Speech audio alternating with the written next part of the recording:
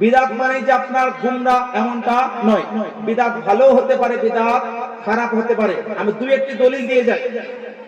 প্রথম দলিল, আল্লাহর নবীর যুগে তারাবির নামাজ ধারাবাহিকভাবে জামাত সহকারে হতো না। একদিন, দুই দিন, তৃতীয় দিন পরে আল্লাহ নবী যাননি। ধারাবাহিকভাবে আল্লাহ রাসূল তারাবির নামাজ জামাত সহকারে পড়াননি। এমনকি প্রথম খলিফা আমিরুল মুমিনিন সাইয়্যিদুনা ওমর ফারুক রাদিয়াল্লাহু তাআলা আনহুর আবু বকর সিদ্দিক রাদিয়াল্লাহু তাআলা প্রথম খলিফা আমিরুল মুমিনিন আফজালুন নাস বাদাল আম্বিয়া, যিনি হচ্ছেন সমস্ত নবীগণের পরে মানবের মধ্যে সর্বশ্রেষ্ঠ, হযরত আবু বকর সিদ্দিক রাদিয়াল্লাহু আনহুর যুগেও কিন্তু তারাবির নামাজ জামাত সহকারে হতো না। হযরত উবাই ইবনে কাব, বিখ্যাত কারি কুরআন, বিখ্যাত সাহাবী, কাতিবে ওহী, কোরআনের একত্রিতকারী হযরত উবাই ইবনে কাব রাহিমাহুল্লাহ, উনি বর্ণনা করেন হাদিসটি। এই হাদিসটি হাসান পর্যায়। এই হাদিসের সনদগুলো হচ্ছে আপনার বর্ণনাকারীগণের মধ্যে কোনো ত্রুটি নেই, কিছু খুঁতের কারণে হাদিসটি হাসান পর্যায়, গ্রহণযোগ্য হাদিস। হযরত উবাই ইবনে কাব রাহিমাহুল্লাহ বর্ণনা করেন, আমারাহু আইয়ুসাল্লিয়া বিল্লাইলে, আল্লাহর রাসূলের সাহাবী ওমর ফারুক রাদিয়াল্লাহু তাআলা নির্দেশ দিলেন যে আমরা যাতে নামাজে তারাবি রাত্রে বেলায় জামাত সহকারে পড়ি। আর ইন্নান নাসা ইয়াসুমুনান নাহার কানু লা ইহসিনুনা, এবং তারা দিনের বেলায় রোজা রাখতেন আর রাত্রের বেলায় তারা একত্রিতভাবে নামাজে তারাবি পড়তেন না, কারণ রাসূলের যুগে তারাবি জামাত সহকারে হতো না। কিন্তু ওমর ফারুক রাদিয়াল্লাহু আনহু নির্দেশ দিলেন, আমারহু আইয়ুসাল্লিয়া বিল্লাইল, আমাদেরকে রাত্রের বেলায় নামাজে তারাবি জামাত সহকারে পড়ার নির্দেশ প্রদান করলেন। বলুন সুবহানাল্লাহ। একদা আল্লাহর নবীর সাহাবী ওমর ফারুক রাদিয়াল্লাহু আনহু মসজিদে গিয়ে দেখছেন হযরত উবাই ইবনে কাব রাহিমাহুল্লাহ রাদিয়াল্লাহু তাআলা উনি তারাবির নামাজ পড়াচ্ছেন। তারাবির নামাজ পড়ে নেওয়ার পরে ওমর ফারুক রাদিয়াল্লাহু তাআলা বর্ণনা করেন, নি'মাল বিদআতু হাযিহি, অর্থাৎ এই বিদআতটি উত্তম বিদআত। আজকে যারা বলে কথায় কথায় হুজুর, একজন আমাকে কমেন্ট করছেন, হুজুর আপনি তাহলে নিজেই বলে দিলেন, বাহ আপনি ভালো বিদআতি, মানে আপনি বিদআতি, ভালো বিদআতি, মানে আপনি বিদআতিটা স্বীকার করলেন। আমি বলবো, আরে বোকা, বিদআতটা স্বীকার ওমর ফারুক রাদিয়াল্লাহু আনহু নিজেই করেছেন। তাহলে এখান থেকে বোঝা গেল যে সাহাবীর যুগে নয়, নবীর যুগে যেটা ছিল না সেটাকেও বিদআত বলা হয়। নবীর যুগে যেটা ছিল না পরবর্তীতে হলে ওটাকেও বিদআত বলা হয়। আর ওই বিদআত সবগুলো যে বিদআত খারাপ হবে এমনটাও নয়। ওমর ফারুক রাদিয়াল্লাহু আনহু তারাবির নামাজ জামাত সহকারে পড়ার পরে বলছেন এটা ভালো বিদআত। কেন? কারণ নামাজটা সুন্নত বিরোধী নয়, তারাবিটা সুন্নত বিরোধী নয়, খতমে কোরআনটা ইসলাম বিরোধী নয়। নামাজের তারাবি হচ্ছে ইসলামের অন্তর্ভুক্ত, কোরআন তেলাওয়াত হচ্ছে ইসলামের অন্তর্ভুক্ত, আর কোরআনের খতম করা হচ্ছে ইসলামের অন্তর্ভুক্ত। বলুন সুবহানাল্লাহ। এই তারাবির নামাজ আসবে, যারা তারাবি নিয়ে নানান ধরনের মন্তব্য করবে, 8 পড়বো না 20 পড়বো, আমি সব আলোচনা করবো ইনশাআল্লাহ। তো বুঝে গেলেন বিদআত মানে খারাপ হয় না, বিদআত ভালো হতে পারে, খারাপ হতে পারে। বিদআতের মৌলিকভাবে 5টি প্রকার আছে। কয়টা? ইমাম মুল্লা আলী কারি হানাফি রাহিমাহুল্লাহ মিরকাতুল মাফাতির মধ্যে বর্ণনা করেন, আল বিদআতু তানকাসিমু ইলা 5 আকসাম, অর্থাৎ বিদআত 5 প্রকারের প্রকরণ, 5টি ভাগে বিভাজিত। 1 নম্বর আল বিদআতুল ওয়াজিবাহ, একটি হয় আবশ্যক বিদআত। আজকে বলে না এটা খারাপ, বিদআত মানে খারাপ। আমি বলবো বেটা শোনো, এমনও বিদআত আছে যেটা তুমি না করলে তুমি মুসলমানই থাকবে না। আচ্ছা, আমি বারবার বিভিন্ন জলসায় বলি, একজন আলেম হওয়ার জন্য বিদআতি হওয়া জরুরি। একজন আলেম হওয়ার জন্য বিদআতি হওয়া জরুরি। কেউ যদি বিদআতি না হয় সে আলেম হতেই পারবে না, ইম্পসিবল। এর মানে খারাপ বিদআতের কথা বলছি না, ভালো বিদআতের কথা বলছি। এক কথায় বিদআত না করলে কেউ আলেমই হতে পারবে না। কিভাবে? ব্যাখ্যা করছি। ইমাম মুল্লা আলী কারি হানাফি রাহিমাহুল্লাহ বর্ণনা করেন, বিদআতে ওয়াজিবা যেমন উসুলে ফিকহ এটার নির্ধারণ করা হচ্ছে ওয়াজিব। কেন? কোরআন থেকে মাসাইল বের করার জন্য, ফিকহ বোঝার জন্য তার একটা নিয়ম নীতি অনুসরণ করতে হবে। ওই নিয়ম নীতিটা বানানো হচ্ছে আপনার ওয়াজিব। কোরআন সঠিকভাবে পড়তে হলে হাদিস সঠিকভাবে পড়তে হলে আমি আপনাদেরকে যদি বলি, কোরআনে তো আপনারা জাবার জের দেওয়া আছে আলহামদুলিল্লাহি রাব্বিল আলামিন। এবার আমি এটা পড়বেন না, আমি উদাহরণের জন্য বলছি। আলহামদু এটা কেন পড়লেন? জাবার জের পেশ দেওয়া আছে বলে তো। এটা আলহামদা কেন পড়লেন না? আলহামদি কেন পড়লেন না? আলহামদু কেন পড়লেন? এর একটা নিয়ম আছে। ইলমে নাহও, ইলমে নাহও এমন একটা উসুল, এমন একটা সাবজেক্ট যেটা আপনাকে বোঝায় যে কোন একটা শব্দ, কোন একটা বাক্য তার শেষের হরফটায় আপনি কি পড়বেন? জাবার পড়বেন না জের পড়বেন না আপনার পেশ পড়বেন। এটা কে বলে? ইলমে নাহও। ইলমে নাহও আপনাকে বলে কিভাবে আপনি শেষের হরফটায় জাবার জের দেবেন। তো আলহামদু কেন দেব? কারণ আলহামদু হচ্ছে আপনার খাবারে মুকদ্দম। এটা কি? আলহামদু কি? খাবারে মুকদ্দম। এগুলো আপনারা বুঝবেন না, উলামায়ে কেরাম জানেন। আর মুবতাদা এবং খবর এটা মারফু হয়, মানে মুবতাদা এবং খবর যেগুলো হয় এগুলো একটা নিয়ম, তার উপর রাফা হবে। রাফা, আর রাফার অনেকগুলো আলামত আছে, তার মধ্যে একটা পেশ। আর এখানে পেশটাই কেন হলো? পেশটাই কিসের জন্য এলো? কারণ এটা হচ্ছে আপনার হারফে সাহি। ইসমে মুতামাক্কিনের অনেকগুলো প্রকার প্রকরণ আছে, 16টি প্রকার প্রকরণ। ইসমে মুতামাক্কিন এগুলো আপনারা বুঝবেন না, উলামায়ে কেরাম ভালো করে জানেন। এই আলহামদু শব্দটা ইসমে মুতামাক্কিনের 16টা প্রকার প্রকরণের মধ্যে এই হরফটা হচ্ছে আপনার আলহামদুটা হচ্ছে আপনার মুফরাদ, মুনসারিফ এবং সহিহ। মুফরাদ, মুনসারিফ এবং সহিহ যখন কোন একটা হরফ হয়, সে যখন আপনার রাফা রাফা এর উপরে হয়, মানে আপনার যখন হালাতে রাফাতে হয় তখন তার উপরে জাম্মা মানে পেশ আছে। এগুলা এতগুলো কথা আপনারা বুঝেন না, উলামায়ে কেরাম ভালো করে বুঝেছেন। আপনাদেরকে আমি বোঝাই, আলহামদু না আলহামদা না আলহামদি এটা কে পড়াবে? ইলমে নাহও। আমি গ্যারান্টি সহকারে ওয়ান রেকর্ড ওয়ান ক্যামেরা বলছি, ইলমে নাহওয়ের যতগুলি কিতাব আজকের বিরাদার রাহুল বলেন, আজকের যুগে তারকাটা মুমতাজুল বলেন, আব্দুর রাজ্জাক বিন ইউসুফ বলেন, মুজাফফর বিন মুহসিন বলেন, যারা বড় বড় আলেম দাবি করে, আহলে হাদিস জগতের আলেম যারা সোশ্যাল মিডিয়াতে বড় বড় বক্তব্য দিয়ে বেড়ায়, তারা তো ইলমে নাহও পড়ে না। আমি কথার জন্য বলছি, তোমরা যখন নিজেকে আলেম বলছো, এই ইলমে নাহওয়ের যতগুলো কিতাব তোমরা পড়ছো, কোন কিতাব কিতাব রূপে নবীর যুগেও ছিল না, সাহাবীর যুগেও ছিল না। তো এই কিতাবগুলো পড়েই তো তুমি মৌলবি হয়েছো। তুমি আগে বড় বিদআতি, কারণ বিদআতি না হলে তুমি মৌলবি হবে না। বুঝতে পেরেছেন? কারণ বিদআত এটা ভালো বিদআত, সেজন্য না না every bid'ah is bad, not good.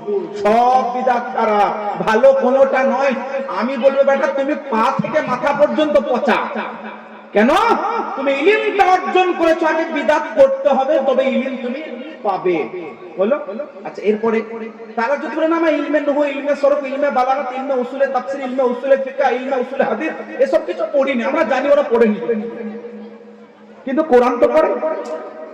কোরআনও সঠিকভাবে পড়তে পারবেন তাজদিদ সহকারে। এই যতগুলো তারকাটা দেখছেন, মুমতাজুল বলেন, বিরাদার রাহুল বলেন, মুজাফফর বলেন, আর আব্দুর রাজ্জাক বিন কাজ্জাব বিন দাজ্জাল যাই নাম বলেন, এরা এক লাইন একটি আয়াত তাজবিদ তারতিল সহকারে তাজবিদের নিয়ম অনুসারে একটা আয়াতও পড়তে পারবে না। কিন্তু তবু যদি তারা দাবি করে যে না আলহামদুলিল্লাহ I will recite the Holi Quran properly, আমি বলবো ঠিক আছে, কোরআন তো তুমি পড়ো। তো এই যে কোরআনটা এখন দেখতে পাচ্ছি আমরা, কোরআনটা আপনাদেরকে যদি প্রশ্ন করি, কোরআনটা যে কাগজে লেখা, কাগজের আবিষ্কার কবে হয়েছে? আমার থেকে ভালো বেশি জানবেন। এখানে ইতিহাসের যারা ছাত্র আছেন, এখানে যারা ইতিহাস পড়েন, তারা ভালো করে জানবেন কাগজের আবিষ্কার কবে হয়েছে রে ভাই। কাগজের আবিষ্কার 200-300 বছরের বেশি তো হবে না, 500 বছর, 700 বা 1000 বছর, তার বেশি তো হবে না। রাসূলের যুগে তো কাগজ ছিল না, গাছের পাতা ছিল, চামড়ার উপরে ছিল, হাড়ের উপরে লেখা হতো, উটের কোহান মানে হাড়কে বের করে হাড়ের উপরে লেখা হতো, চামড়ায় লেখা হতো, গাছের পাতায় লেখা হতো, ছালে লেখা হতো। সহিহ বুখারী ব্যাখ্যার কিতাব ফাতহুল বারী, ইবনে হাজার আসকালানী রাহিমাহুল্লাহ উনি বর্ণনা করেছেন যে নবীর যুগে কোরআনটা 5টি জিনিস লেখা হতো। কয়টা জিনিসে? 5টি। ইমাম ইবনে হাজার আসকালানী রাহিমাহুল্লাহ ওরাও মানে, উনি নিজে স্বীকার করেছেন 5টা, ওখানে কাগজের কথা নেই, কারণ কাগজের আবিষ্কার পরে হয়েছে। তাহলে যে কোরআনটা তোমরা এখন পড়ে আলেম হয়েছো, ওই কোরআনটা যে কাগজে লেখা ওটাও তো বিদআত। রাসূলের যুগে কাগজে কোরআন ছিল না। কোথায় যাবে রে ভাই? বিদাতের ফতোয়া দিচ্ছ, তো কোথায় গিয়ে বিদাতের ফতোয়াটা লাগবে? আমরা বলছি হ্যাঁ বিদাত, বাট ওটা খারাপ না, ওটা ভালো বিদাত, জরুরি বিদাত। কিন্তু ওরা বলছে সব বিদাত খারাপ, তার মানে কোরআনটাকেও খারাপ বলছে, বলুন নাউযুবিল্লাহ। আচ্ছা, এরপরে এই যে জাবারজের আলহামদুলিল্লাহি রাব্বিল আলামিন বললাম, রাসূলের যুগেও জাবারজের এইভাবে প্রকাশ্যে লেখা ছিল না। আবু বকর সিদ্দিক রাদিয়াল্লাহু আনহুর যুগে লেখা ছিল না, ওমর ফারুক রাদিয়াল্লাহু আনহুর যুগে লেখা ছিল না, উসমানে গনি রাদিয়াল্লাহু আনহুর যুগে লেখা ছিল না, চার খলিফার যুগে লেখা ছিল না। হাজ্জাজ বিন ইউসুফের যুগে কোরআন মানুষ ভুলভাল পড়ছিল বলে পরবর্তীতে আমাদের আপনাদের সুবিধার্থে জাবারজের গুলো প্রকাশ করা হয়েছে। তাহলে কোরআনের জাবারজের যেটা আপনারাও লাইব্রেরিতে রাখেন, আপনাদের প্রেসে ছাপায়, তো আপনি তো বড় বিদাতি রে ভাই। সবগুলো যখন তুমি বিদাত, খারাপ বিদাত বলছো, আর খারাপ বিদাত যে করে তাকে জাহান্নামী বলছো, তো তোমার বাপ দাদা 14 গোষ্ঠীকে আগে জাহান্নামী প্রমাণ করো। কারণ তারাও প্রেস থেকে কোরআন ছাপায়, তারাও নিজের লাইব্রেরিতে কোরআন রাখে। আমার কথাগুলো অনেক কড়া মনে হলেও এটা একটাও আমি ফ্যাক্টের বাইরে কথা বলছি না, দিস ইজ ফ্যাক্ট। কারণ তারাও নিজের প্রেস থেকে কোরআন ছাপায়, নিজের লাইব্রেরিতে কোরআন রাখে। সুতরাং মনে রাখবেন, আমরা এটা দাবি করি না যে সব বিদাত খারাপ। আমরা বলি যেটা খারাপ সেটা ব্যাড বিদাত, যেটা ভালো সেটা গুড বিদাত। আরবিতে বলি বিদাতে হাসানা মানে ভালো বিদাত, বিদাতে সাইয়্যা মানে খারাপ বিদাত। এইটা বুঝতে হবে। আজকে যুগে মানুষকে ষড়যন্ত্র করছে। আচ্ছা, আমি ভালো খারাপের পার্থক্যে কতগুলো হাদিস দিলাম। সহিহ মুসলিমের 1017 নম্বর হাদিস, ফাতহুল বারী থেকে প্রমাণ করলাম, প্রথম খণ্ড থেকে, শারহ মুসলিম থেকে প্রমাণ করলাম, আল আহকাম উসুলুল আহকাম থেকে প্রমাণ করলাম। আমি এইভাবে মোটামুটি 100 খানা কিতাবের হাওয়ালা দিতে পারবো ইনশাআল্লাহ। এটা ফায়জানে তাজুশ শরিয়া, ফায়জানে হাফিজে মিল্লাতে বরকত, ইনশাআল্লাহ দেওয়া সম্ভব। কিন্তু আমি খালি বিদআতে সাইয়্যা হাসানার পার্থক্যের জন্য দলিল দিতে গেলে বাকি কথাগুলো থেকে যাবে। আজকে যারা সব বিদআতকে খারাপ বলে, তাদের একটা বড় দলিল, সহিহ মুসলিম, সহিহ বুখারী, আম্মা জান আয়েশা রাদিয়াল্লাহু আনহা থেকে বর্ণিত হাদিস। তারা বলে, মান আহদাসা ফি আমরিনা হাদা মা লাইসা মিনহু ফাহুয়া রাদ্দুন। এটার অর্থ কি জানেন? এই হাদিসটা তারা পেশ করে চায়ের দোকানে, পানের দোকানে, হোটেলে, রেস্টুরেন্টে, যেখানে আপনি যাবেন, তারা হাদিসটা বুঝলেন, মুখস্থ করা তাদের নাম্বার সহকারে আপনাকে বলবে, মান আহদাসা ফি আমরিনা হাদা মা লাইসা মিনহু ফাহুয়া রাদ্দুন। এটার বাংলা বলবে, আল্লাহর নবী বলেছেন, ইসলাম ধর্মে যদি কেউ এমন কোন কাজ করে যেটা ইসলামের অন্তর্ভুক্ত নয়, সেই কাজটা অগ্রহণযোগ্য। মাথায় রাখেন, সেটা কি? অগ্রহণযোগ্য। তারা কি বলবে? যে এই যে কাজগুলো আজকে সুন্নি মুসলমান করছে, এগুলো সব বিদআত, আর এই হাদিস থেকে প্রমাণিত। আমি একদম সহজভাবে আপনাদের বোঝানোর মতো, মানে আপনারাও পরবর্তীতে কোট করতে পারবেন এমন দলিল এমন ভাবে আপনাদেরকে ব্যাখ্যা করতে, শুনে যান। এই হাদিসের মধ্যে আমাদের জবাব ভরা। তারা এত বড় গাধা বুঝলেন, তারা যে হাদিসটা পেশ করে আমাদের উপরে আপত্তি করছে, ওই হাদিসে আমাদের জবাব ভরা। কেন? একদম মনোযোগ দিয়ে শুনবেন। আজকে আপনারা ক্লাস করছেন, মনে করুন ক্লাস, মাদ্রাসার এই মাদ্রাসা মাখদুমিয়া ফাইজানে রাসূলের ক্লাসে বসে আছেন, মনে করুন আপনারা। কারণ আমার থেকেও যোগ্য বিজ্ঞ উলামায়ে কেরাম আলহামদুলিল্লাহ এই মাদ্রাসায় পড়াচ্ছেন, আলহামদুলিল্লাহ। এত জ্ঞানী বিজ্ঞ উলামায়ে কেরাম আছেন, আলহামদুলিল্লাহ। তো এটা ক্লাস মনে করেন। ক্লাসটি কি? আল্লাহর নবীর যে হাদিস, মান আহদাসা ফি আমরিনা হাদা মা লাইসা মিনহু ফাহুয়া রাদ্দুন, এই হাদিসের ব্যাখ্যায় ইবনে হাজার আসকালানী, আল্লামা বদরুদ্দিন আইনি, ইমাম মুল্লা আলী কারি সহ 10-11 খানা মুহাদ্দিসিনে কেরামের ব্যাখ্যা এবং তাশরীহ বিদ্যমান আছে। আমি আপনাদের বোঝার মতো ব্যাখ্যা করে যাচ্ছি। কি এই হাদিসের অর্থ কি গো? আল্লাহ নবী বলছেন, ইসলাম ধর্মে এমন কোন কাজ করা যেটা ইসলামের বিরোধী, ওই কাজটা বিদআত এবং ওই কাজটা অগ্রহণযোগ্য। আমি আপনাকে প্রশ্ন করছি, শবে বারাতে রাত্রি জাগরণ করা কিসের জন্য হয়? আল্লাহকে রাজি করার জন্য নামাজ পড়া হয়। নামাজ পড়াটা ইসলাম বিরোধী না ইসলামের অন্তর্ভুক্ত? জোরে বলুন, জোরে জোরে, আপনাদের উত্তর লাগবে। অন্তর্ভুক্ত। কোরআন তেলাওয়াত করি শবে বারাতে আমরা, কোরআন তেলাওয়াত করা ইসলামের বিপক্ষে না ইসলামের পক্ষে? অনুরূপ ভাবে আমরা লাইলাতুল বারাতকে কেন্দ্র করে হালুয়া বানান চাই, রুটি বানান চাই। নারায়ে তাকবীর, নারায়ে রিসালাত, নারায়ে রিসালাত, নারায়ে হায়দারি, নারায়ে হায়দারি। মৌলানা হিলালুদ্দিন নাজমি সাহেব কিবলা, নারায়ে তাকবীর। বসে যান, হযরত বসবেন ইনশাআল্লাহ রহমান। আমি কন্টিনিউ করছি। আল্লাহুম্মা সাল্লি আলা সাইয়্যিদিনা মাওলানা মুহাম্মদ ওয়া আলা আলিহি সাল্লাল্লাহু আলাইহি ওয়াসাল্লাম আলাইহি রাসূলুল্লাহ সাল্লাল্লাহু আলাইহি ওয়াসাল্লাম। আমি আপনাদেরকে বলছিলাম দলিলটা খুব সূক্ষ্ম, কিন্তু একদম সহজভাবে আপনাদেরকে বলছি। আপনারা লাইলাতুল বারাতে হালুয়া বানান, রুটি বানান, যাই বানান, এগুলো বিতরণ করার উদ্দেশ্যে বানান তো? নিজেও খান, বিতরণও করেন। দান খয়রাত করা, বিতরণ করা ইসলামের বিপক্ষে না ইসলামের পক্ষে? পক্ষে তো। আচ্ছা, নবীকে সালাম জানায় রাসূল পাক সাল্লাল্লাহু আলাইহি সাল্লামের মুহাব্বতে, নবীর মুহাব্বত ইসলামের পক্ষে না বিপক্ষে? এইভাবে যদি আমি হাজার হাজার আমরা যে আমলগুলো করি, এই সব আমলগুলো ইসলামের পক্ষে না বিপক্ষে? পক্ষে। তাহলে যে হাদিসটা তারা পেশ করছে সহিহ মুসলিম, সহিহ বুখারী, মান আহদাতা ফি আমরিনা হাযা মা লাইসা মিনহু ফাহুয়া রাদ্দুন, ওই হাদিসে আমাদের জবাব করা মা লাইসা মিনহু, মিনহু মিনহু, লাইসা মিনহু, মা লাইসা মিনহু, মা লাইসা মিনহু, যেটা ইসলামের অন্তর্ভুক্ত নয়, যেটা ইসলামের পক্ষে নয়, যেটা ইসলামের বহির্ভূত। আমি বলবো কোরআন পড়া ইসলামের অন্তর্ভুক্ত, কোরআন তেলাওয়াত করা ইসলামের অন্তর্ভুক্ত, রাত্রি জাগরণ করা ইবাদতের উদ্দেশ্যে ইসলামের অন্তর্ভুক্ত, নামাজ পড়া ইসলামের অন্তর্ভুক্ত। তাহলে বিদআতটা হলো কেন?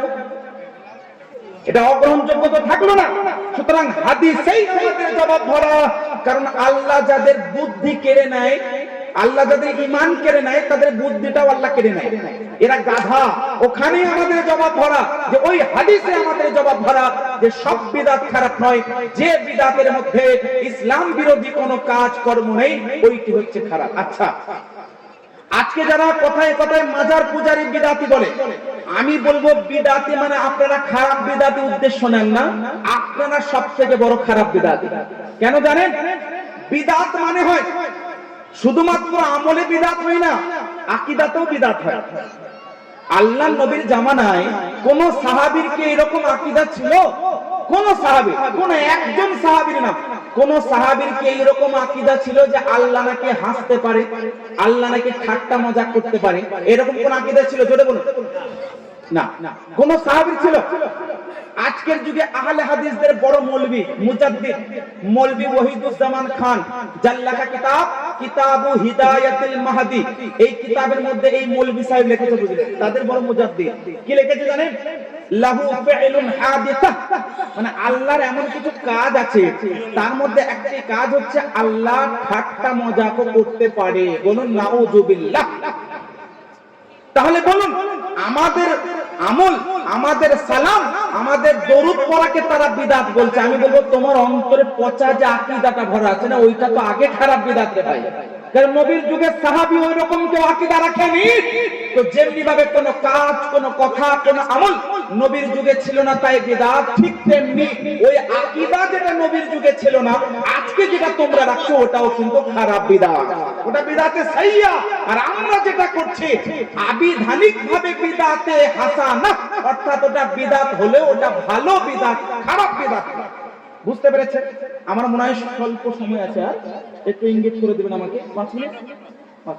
আচ্ছা, 5 মিনিটের মধ্যে আমি বক্তব্য শেষ করে দেবো। আমি দুই একটি আপনাদেরকে মেসেজ দিয়ে যাই।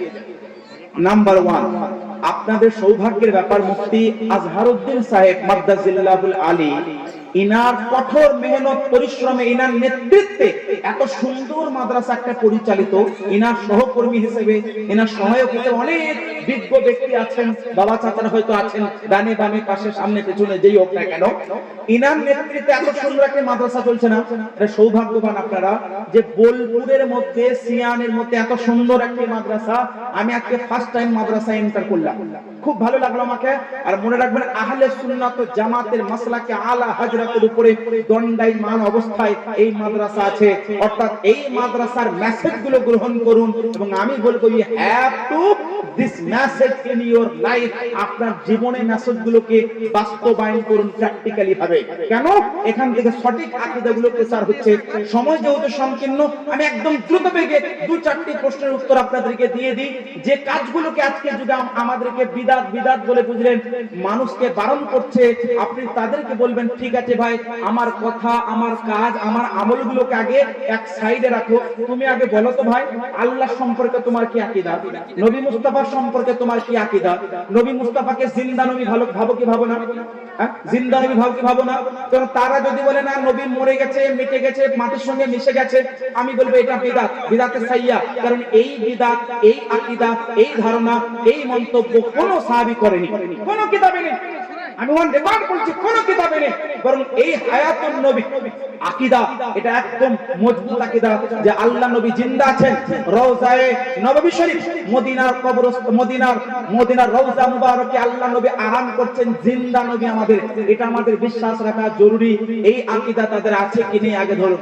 আজকে যুব সম্প্রদায় সহজেই যারা আকৃষ্ট হয়ে যাচ্ছেন, প্রভাবিত হয়ে যাচ্ছেন, আমি বলবো শোনেন, তাদের আমল দেখে, নামাজ দেখে, রোজা দেখে, কোন দেখে আপনি প্রভাবিত হবেন না।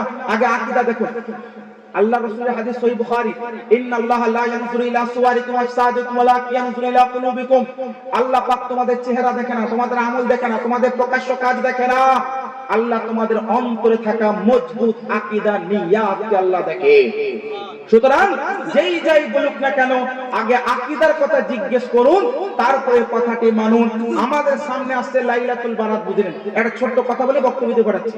এই লাইলাতুল বারাত আসছে না, এই বিদআত বিদআত বিদআত বলে বলে বুঝেন যে হালুয়া রুটি আমরা খাই। আপনি হালুয়া খাবেন, লুজ মোশন ওর হয়। হ্যাঁ, আপনি ঘি খাচ্ছেন, আপনার হজম হয়ে গেল, কিন্তু ওর হচ্ছে না, বুঝলেন? ও খেলেই না, ওর হচ্ছে না, বলছে বিদআত। বিদআত। কোরআন বলছে ইয়া আইয়ুহাল্লাযিনা আমানু লা তুহাররিমু তাইয়্যিবাত মা আহাল্লাল্লাহু লাকুম ওয়া লা তা'তাদু। হে ঈমানদার, যেগুলো হালাল বস্তু সেগুলোকে তোমরা হারাম বলো না, আর সীমা লঙ্ঘন করো না। আল্লাহ সীমা লঙ্ঘনকারীকে পছন্দ করেন না। তো বুঝতে পারছেন, আপনি যাই খাবেন, হালাল পবিত্র পাক জিনিস খাচ্ছেন, ওগুলো বিদআত বা হারাম বা নাজায়েজ নয়, ওগুলো জায়েজ আছে। আমি একটাই কথা বলে যাব, সঠিক আকীদা চয়ন করুন আর ওইভাবে জীবন যাপন করুন। আল্লাহ পাক আমাদের সকলকে আহলে সুন্নাত ওয়াল জামাত তথা মাসলাকে আলা হযরতের উপরে কায়েম ও দায়েম থাকার তৌফিক দান করুন, বলুন আমিন।